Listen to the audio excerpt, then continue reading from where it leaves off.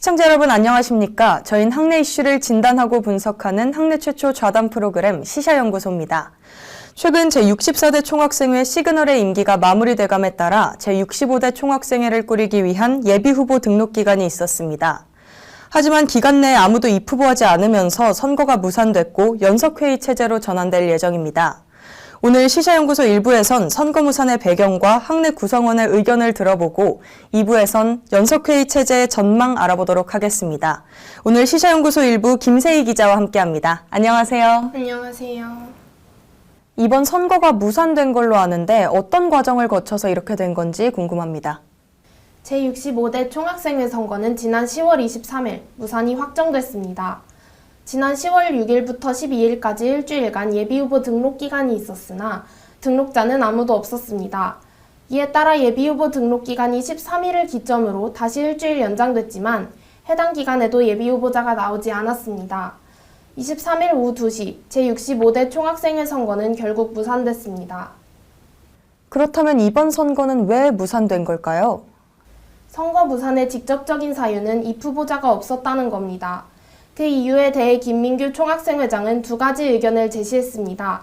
첫 번째는 학생사회에 대한 학우들의 관심도가 날이 갈수록 저하되고 있기 때문이라는 겁니다. 이와 더불어 올 한 해 동안 총학생회 내에서 사퇴 촉구안과 탄핵안 등 많은 이슈들이 있었던 것도 영향을 미쳤을 거라는 생각을 전했습니다. 그렇군요. 선거가 무산되면서 연석회의 체제로 전환이 된다고 하는데 이게 정확히 어떤 건지 설명 부탁드립니다. 총학생회 선거가 무산될 시 총학생회는 단과대 학생회장 연석회의 체제로 전환됩니다. 연석회의는 각 단과대의 학생회장과 총동아리 연합회장으로 구성되며 총학생회 운영위원회에 준하는 권한과 책임을 가지고 업무를 수행하게 됩니다. 연석회의 운영위원회 위원 중 한 명이 의장으로 선출되어 총학생회장의 자리를 대신합니다. 지난 11월 4일에 열린 전체 학생 대표자 회의에서는 총동아리 연합회장의 의장 후보 등록 제안에 대한 논의가 이루어졌으나 이는 부결됐습니다. 체제가 바뀌는 것인 만큼 학생사회에도 변화가 있을 것으로 보이는데요. 이에 대한 학우들의 반응은 어떤가요? 소비자아동학부 학부생 A씨는 작년의 연석회의 체제와 올해의 총학생회를 모두 지켜봐오며 총학생회의 유무가 학생들을 대표해서 본부와 소통하고 정책을 펼치는 측면에서 차이를 만든다는 생각을 밝혔습니다. 또한 단과대 회장단과의 업무와 소통에 있어서도 총학생회가 포괄적으로 도움을 줄 수 있을 거라는 의견을 제기했습니다. 이와 함께 선거가 무산된 상황에 대한 아쉬움을 표하기도 했습니다. 그럼 각 단과대학을 대표하는 단과대 학생회장의 입장도 들어보고 싶습니다. 생활과학대학 이준희 학생회장은 이번 선거가 무산된 데 안타까움을 표했습니다. 학생회의 중심이 되어 운영하는 주체인 총학생회가 없으면 사업 동력이 약해질 수 있다는 점과 함께 시그널 이후로 총학생회가 더 이상 이어지지 않을 우려를 제기했습니다. 더불어 연석회의 의장에게는 단과대 사업과 함께 연운위 소집, 그리고 본부의 의제를 다루는 등 여러 업무가 과중되므로 심한 부담이 있을 거라고 예상했습니다. 2024년도에 구성됐던 연석회의는 잘 운영됐으나 이는 결코 쉬운 일이 아니라며 연석회의 체제로의 전환에 대한 의견을 밝혔습니다. 최근 각 단과대학들도 학생회 선거를 치른 것으로 아는데 여기 입후보한 단과대 정후보의 의견은 어떤가요? 사범대학 학생회 김진현 정후보는 총학생회 선거의 무산이 더 이상 놀라운 일은 아니지만 1년 만에 총학생회가 재출범한 직후 다시 무산됐기에 안타깝다는 심정을 드러냈습니다. 또한 총학생회가 사라졌을 때 학생들이 체감할 역효과에 대한 우려를 함께 표했습니다. 한편 이와 별개로 학생사회는 지속적으로 나아가야 하기에 연석회의를 통해 각 단과대 학생회장들이 분명한 책임감을 가지고 노력할 필요가 있다는 입장을 밝혔습니다. 네, 앞으로도 선거 무산이 반복될 수 있을 텐데요. 이를 방지하려면 어떻게 해야 할까요? 김민규 총학생회장은 학생들이 충분히 공감하고 필요로 하는 방향성을 잘 설정한다면 학생사회를 향한 관심도를 증진시킬 수 있을 거라는 의견을 밝혔습니다. 학생들이 바라는 학교의 모습에 대한 고민을 바탕으로 복지를 중심으로 한 현재의 학생회를 넘어 장기적인 비전을 가진 학생회가 나타났으면 하는 바람을 함께 담았습니다. 또한 선거 자금을 추가적으로 지원하거나 선거 절차를 간소화하고 선거가 성사되기 위한 투표율을 낮추는 등 선거 과정 자체에서 발생하는 어려운 점들을 개선하는 것도 방법이 될 수 있다고 주장했습니다.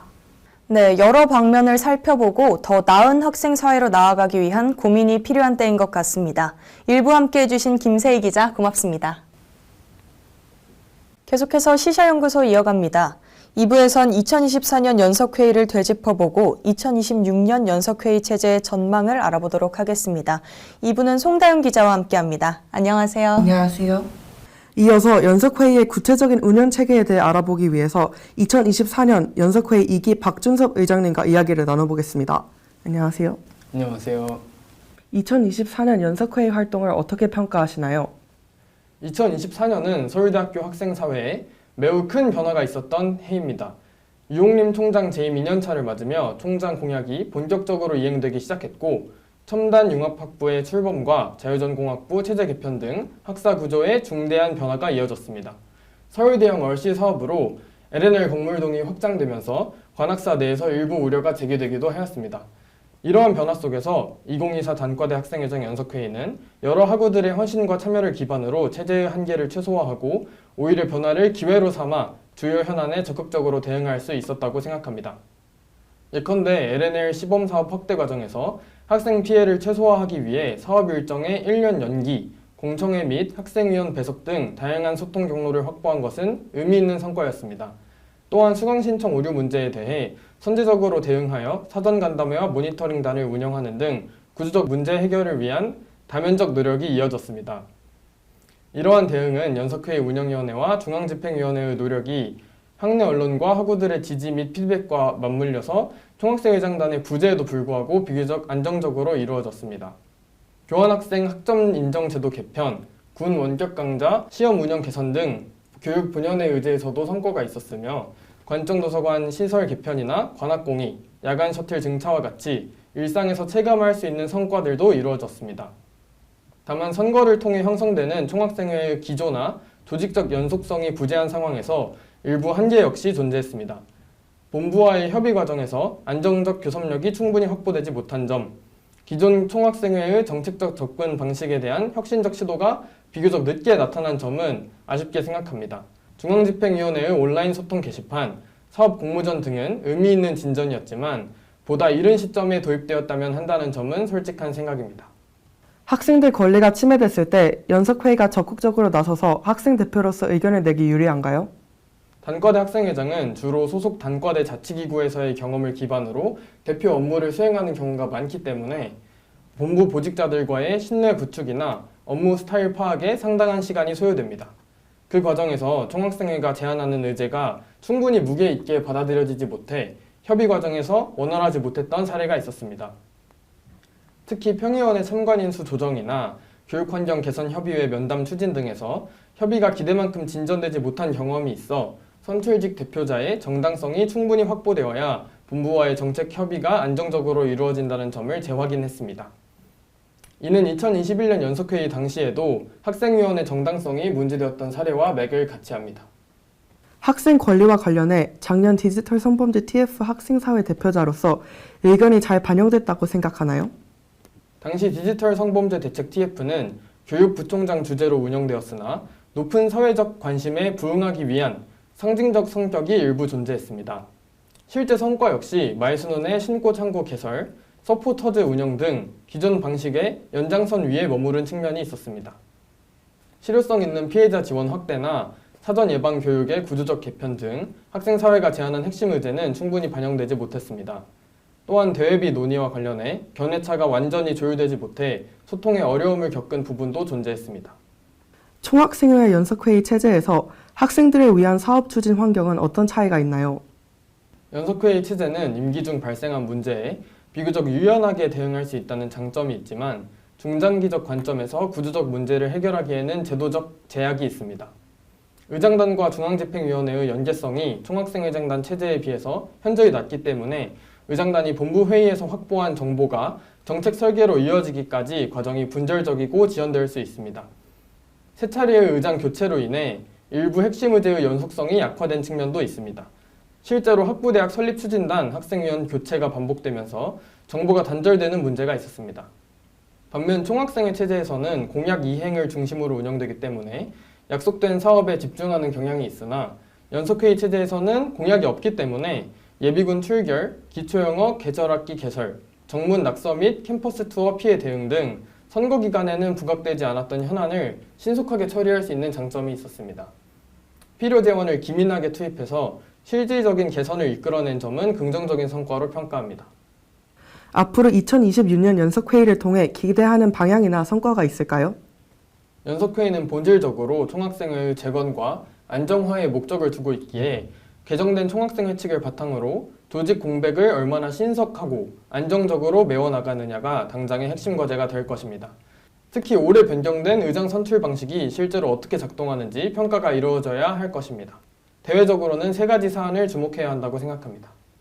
첫째, 내년 말 예정된 총장 선거를 둘러싸고 교육, 시설 인프라 및 대학 거버넌스 지형이 변화할 가능성이 있어서 이를 학생사회가 어떻게 기회로 활용할지 고민이 필요합니다. 둘째, 연초 연세대나 고려대학교 등 주요 대학의 등록금 인상 사례가 있었던 만큼 본교 재정 상황도 면밀히 살펴볼 필요가 있습니다. 셋째로는 대학행정자치연구위원회의 주도로 인천대학교 총학생회 및 국회와 연계한 평의원의 의결권 확보 움직임이 진행되고 있어서 이러한 대외 의제를 연석회의가 얼마나 안정적으로 인수하고 발전시킬 수 있을지가 중요한 지점입니다. 2026년도 연석회의가 내부 안정화와 대외 현안 대응이라는 두 과제를 균형 있게 수행해서 학생사회의 연속성과 대표성을 강화해 나가기를 기대합니다. 지금까지 2024년 연석회의 활동을 바탕으로 총학생회와 연석회의 체제를 비교해보고 2026년 연석회의의 전망을 살펴보았습니다. 자세하게 이야기해주신 박준석 전 의장님 감사합니다. 감사합니다. 결과적으로 중요한 것은 총학생회 혹은 연석회의라는 체제 자체가 아니라 학생사회의 의견이 잘 모이고 실질적 변화로 이어질 수 있는 구조를 만드는 구성원들의 힘입니다. 대표자들 뿐만 아니라 학생들의 학생사회에 대한 학내 구성원들의 제고가 필수적으로 보입니다. 이상으로 시사연구소 마칩니다. 시청해주신 여러분 고맙습니다.